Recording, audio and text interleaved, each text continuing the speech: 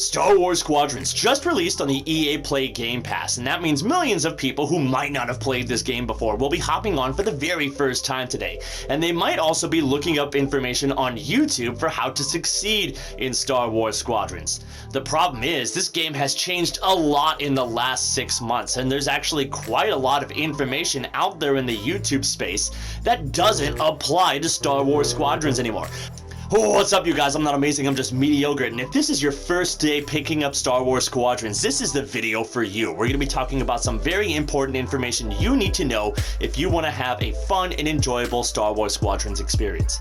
First off, you gotta play through the entire campaign if you want to have a good multiplayer experience, because it gives you an introduction to every single one of the different starships and how they fly and what you would want to do with them.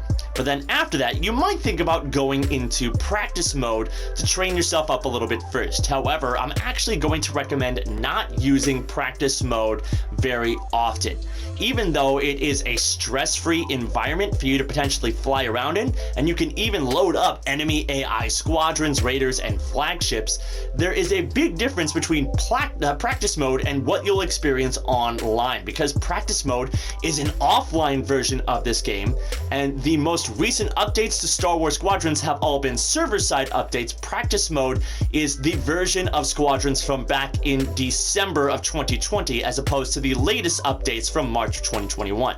So if you want to experience what those updates feel like, what you're going to do is go and create a custom match, put it into fleet battles, and then just make sure you set it to a privacy level of private or invite only. That way you can create this custom match as a pilot, fly in by yourself for a stress-free experience, and get used to the layout of all the different maps, and practice your attack runs in an environment that has damage stats similar to what you would actually experience in a real game, as opposed to practice mode, which no longer replicates what real online games feel like. Now, as far as actually winning the fleet battle, it is a multi-stage experience. The flow of this battle is determined by a morale bar, which ebbs back and forth depending on enemy starfighters and objective kills. The very start of every fleet battle is a dogfight, where both teams fly to the center of the map and try to eliminate as many starfighters as possible, either trying to push the morale bar all the way to their side or get it as high as they can within the minute and 30 seconds. Next, you move forward to try to destroy these small enemy tower ships, either cruisers or frigates, depending on the faction.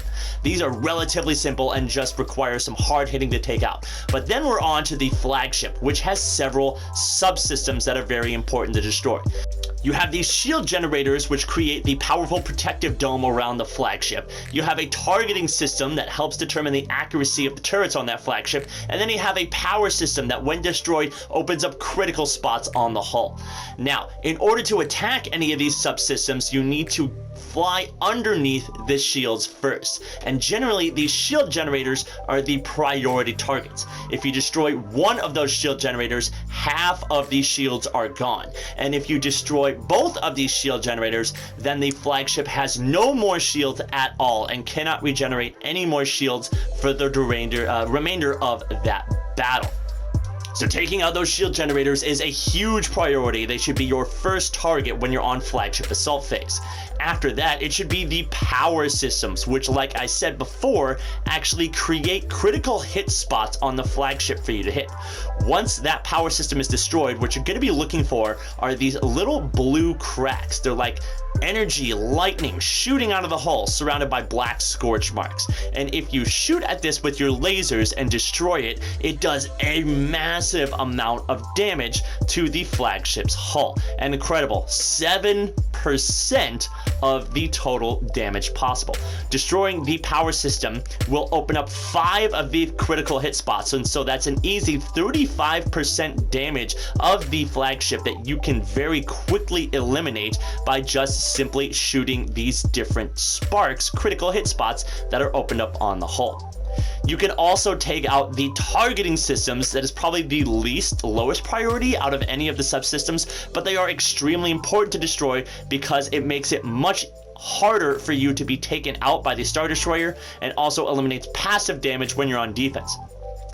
The other thing to think about when you're attacking the Star Destroyer is the damaged hull sections. If a hull section is black and charred and on fire, it has been completely damaged and you can't actually hurt it anymore. So make sure if you've used up all those critical hit spots, you're just trying to do that last damage to the flagship, you have to hit an open, fresh, clean section of hull, or else you won't be doing any damage.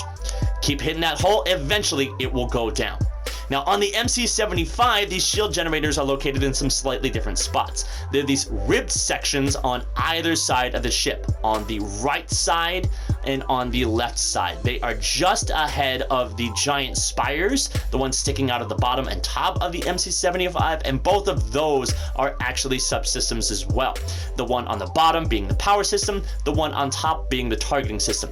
Now the way you want to attack the MC-75 shield generators is straight up from the bottom. This gives you the longest angle of attack, but it's also a bit dangerous because it puts you in close range of the tractor beam. So it's not something you want to do with a very slow vessel like a bomber. It's something you want to do with something fast, like I'm using a TIE Defender right now. It's a very fast vessel, very good thing to destroy those shield generators with. But then the targeting system and power system on the MC-75 are incredibly easy to destroy. Honestly, it's just these shield generators that are going to be giving you trouble when it comes to taking out the MC-75. But after that, it's much like the Imperial Star Destroyer. You take out those power systems, and then once power systems are down, you start hitting those critical spots, and the MC-75 will eventually go down.